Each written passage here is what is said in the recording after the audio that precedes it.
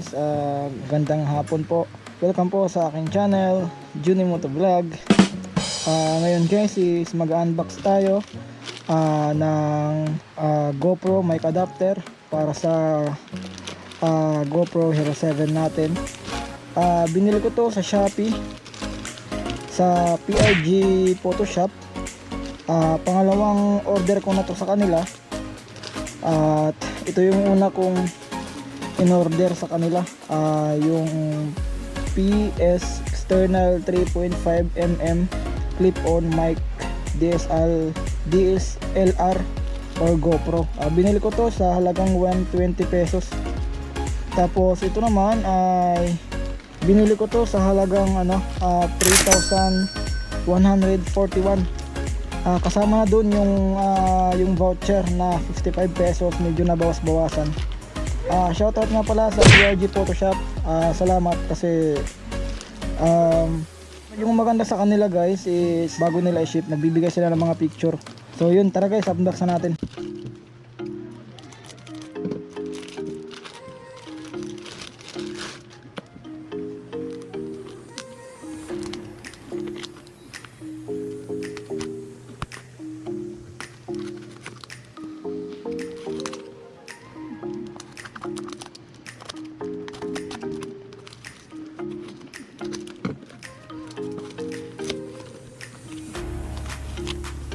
Ang ganda ng pagka-packaging guys, talagang secure. Ano ba to? Oh my god.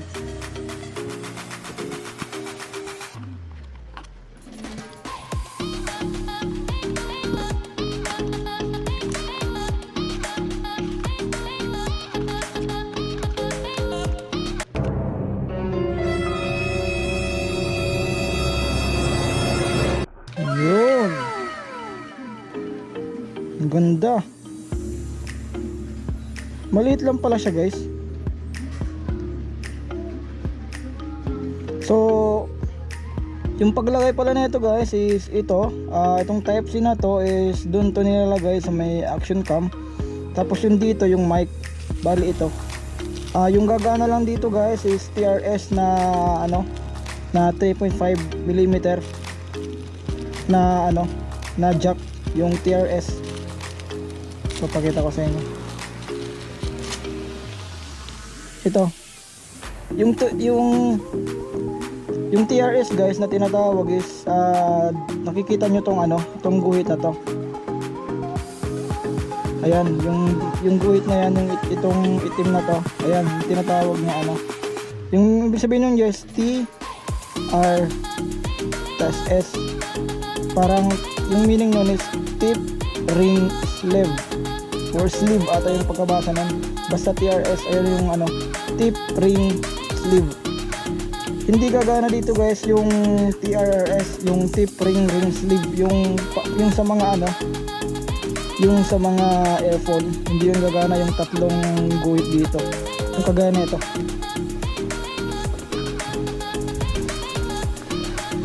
Bali ito guys, ito yung earphone, Apple to. Ito yung dati kong ginagamit nung wala pa akong mic adapter. Bali yung pinagkaiba nila guys is ito, mapansin nyo, dalawa lang yung guhit na ito, tapos ito tatlo. Ito, napapansin nyo ito. Ayan, yung una dito, pangalawa ito, pangatlo ito nga sa baba. Yung meaning niyan is tip ring sleeve. Ayan yung pinagkaiba. Ito TRS, tip ring sleeve. So ayan yung pinagkaiba. So yun guys, tapos na natin ma-unbox yung GoPro mic adapter natin. So bali guys, hindi ko na to mapapakita sa inyo kung paano to ikabit sa GoPro natin. Siguro maglalagay na lang ako ng picture sa video para makita nyo din kung paano yung itsura pag nakalagay ito sa GoPro natin. So maya unti guys, ititest natin ito sa labas kung maganda ba yung quality na itong nabili natin sa PRG Photoshop na 3.5mm external microphone. So tara guys, test natin. So yun guys, dahil tapos na natin ma-unbox yung mic adapter natin at ipakita sa inyo yung nabili ko din na external microphone na 3.5mm. Ngayon is sinusubukan naman natin kung maganda ba yung audio quality niya at kung hindi ba siya rinig kahit mahangin pag nagda-drive. Sana guys is okay din yung quality niya, kasi nabili ko to sa halagang 120 lang. Wala naman siyang brand, pero dun sa Shopee nakapangalan is lavalier ata yung pagkabasa nun. Ewan ko kung brand niya yon, pero nag-i-explore lang naman tayo ng mga external microphone para malaman natin kung ano pa yung mga ibang magandang external microphone.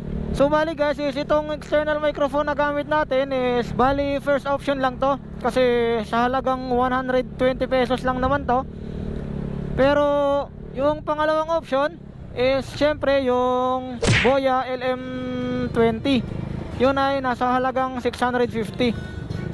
Ngayon is tinignan muna natin o sinubukan kung maganda ba yung quality nitong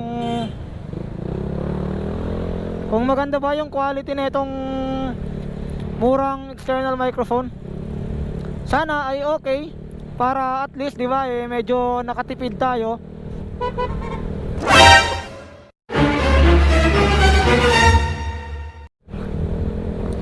At pasensya nga pala guys kung hindi ko na naipakita sa inyo kung paano ko kinabit yung external microphone natin, kasi nasa sa inyo na yon kung paano nyo didiskartehan ikabit yung external microphone natin, kung ano yung diskarte nyo sa helmet. Kasi medyo ayun yung yung medyo pinaka challenge, kasi talagang pag-iisipan nyo talaga kung ano yung diskarte na gagawin nyo para sa sa mic natin.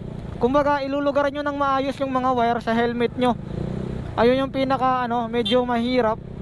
Tapos nasa sa inyo na rin yun kung paano nyo ikakabit o saan nyo ilalagay yung mismong microphone, o mismo sa cheek nyo, o mismo nakatapat dito sa bibig nyo. Bali guys, is pag once nga pala nagkaroon kayo ng ng mic adapter, is kailangan nyo ng Ulanzi na pang Hero 5, Hero 6, Hero 7, kasi may kanya-kanyang version yun. Yung GoPro Hero 5 to 7 is sila yung magkakasukat ng mic adapter, kasi iba-iba yung sukat ng Ulanzi. Pero yung Hero 8 at Hero 9, yun naman yung magkasukat.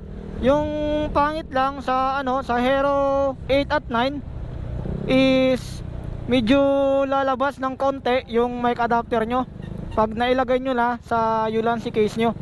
Yun lang pinagkaiba, di gaya sa sa Hero 6 tsaka Hero 5, Hero 6, Hero 7 is saktong sakto talaga yung mic adapter natin, hindi siya lumalabas ng konti.